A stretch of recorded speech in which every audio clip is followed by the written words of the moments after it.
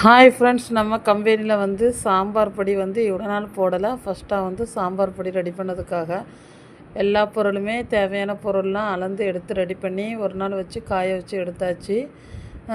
வெயிலில் வச்சுருக்கேன். ஏன்னா வந்து வறுக்கும்போது பொடியோட வந்து வாசனையோட கலர் வந்து கருத்துரும். அதனால் அன்னைக்கு வெளியே வெயிலில் காய வச்சுருக்கேன். இதே போல் ஒரு 2 நாள் நல்லா காய வச்சுட்டு நம்ம அந்தளவு சூடோடி கொண்டு போய் திரிச்சிடலான்னு நல்ல வெயிலில் காய வச்சுருக்கேன். காய வச்சு எடுத்துகிட்டு வந்து நம்ம எப்பவும் போல் அழகாட்டு நம்ம வெளியில் கொண்டு திடித்து ரெடி பண்ணியாச்சு. சூப்பர் வாசனை செம்மையாக இருக்குது.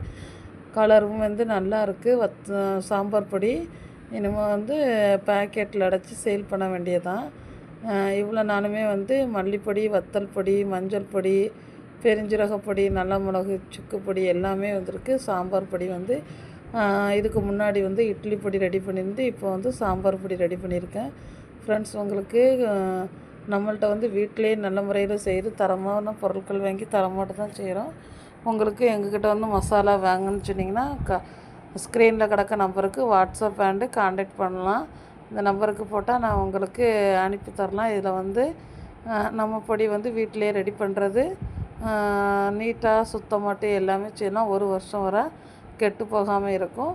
உங்களுக்கு பொடி வேணும்னா கான்டாக்ட் பண்ணுங்கள். வீடியோ பிடிச்சா லைக் பண்ணுங்கள், ஷேர் பண்ணுங்கள், கமெண்ட் பண்ணுங்கள். நம்ம சேனலை